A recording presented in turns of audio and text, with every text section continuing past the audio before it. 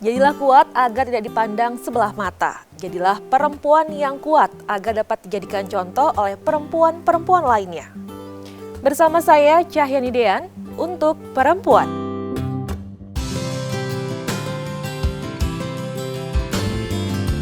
Indonesia memiliki banyak warisan budaya yang sudah terkenal hingga berbagai penjuru dunia.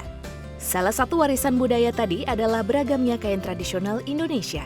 Saat ini ada sekitar 33 kain tradisional yang ditetapkan sebagai warisan budaya tak benda oleh Kementerian Pendidikan dan Kebudayaan Republik Indonesia. Kain Nusantara kini muncul lebih kekinian. Penggunaannya pun bisa dipakai untuk aktivitas harian. Kain Nusantara ini tampil lebih chic, stylish, dan modis dengan tetap memperhatikan karakter kebudayaan asli Indonesia. Jadi sebenarnya ini sih batik multifunctional ya kalau menurut aku. Jadi biasanya ini bisa aku pakai buat jadi kain batik biasa, bisa juga dipakai selendang. Cuman kalau untuk malam ini aku wrap batik aku, terus aku jadiin one shoulder, terus diikat di belakang ada buntutnya sedikit. Karena aku pengen bereksperimen lah. Aku tahu batik itu, maksudnya aku tahu kain nggak hanya bisa dipakai untuk bawahan doang, tapi sekarang kita bisa jadiin kemben, bisa jadiin kayak yang aku pakai sekarang gitu sih.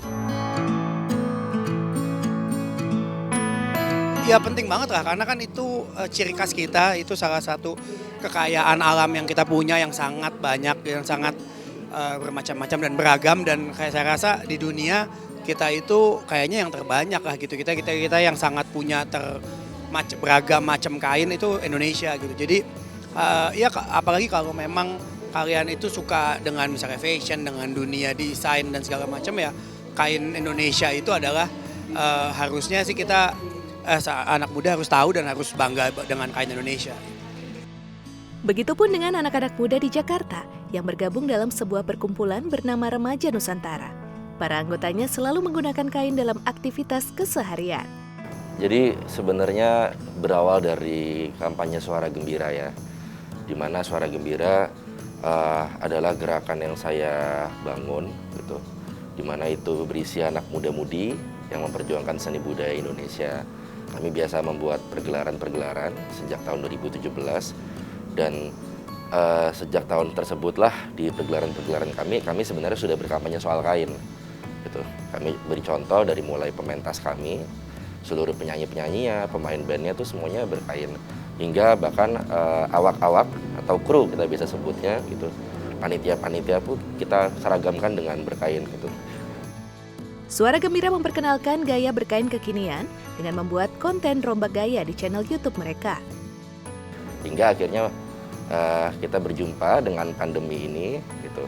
Kami kan nggak bisa bikin pergelaran gitu. Akhirnya kita beralih fungsi, atau lebih tepatnya kita mengalokasikan medium perjuangan kita, dunia perjuangan kita ke dunia daring gitu.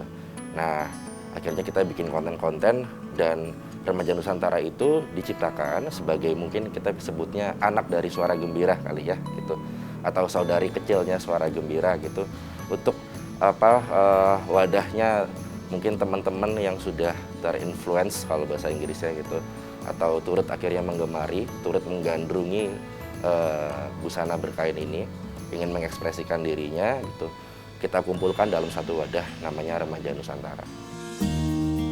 Gerakan berkain menjadi ramai dibicarakan, bukan hanya para perempuan tetapi juga para lelaki. Mereka melangkah ringan menunjukkan jika memakai kain dalam kegiatan sehari-hari bukanlah hal yang merepotkan, apalagi ketinggalan zaman. Saya ke mall pakai kain, saya clubbing aja pakai kain, saya naik gunung aja pakai kain gitu. Dan nggak cuma saya, kawan-kawan Suara Gembira seluruhnya pun demikian. Kalau aku tuh terakhir ya, aku hitungin tuh kayaknya ada 50-70 kain deh di rumah itu, dan menambah setiap bulannya, baru aja beli lagi tadi. Tapi aku rasa seiring dengan waktu kita sudah terbiasa dan kita tahu variasi-variasi dalam ikat-mengikat seni drapery-nya itu udah jadi dasar yang penting sih untuk kita mencintai, karena emang ada candunya gitu, kita addicted untuk berkain, sama seperti kita kecanduan untuk memadu-madankan pakaian aja yang kita beli setiap hari di toko-toko retail busana gitu. Tren berkain bersama membuat orang-orang menormalisasi penggunaan kain dalam kehidupan sehari-hari sebagai bagian dari kecintaan berbudaya Indonesia.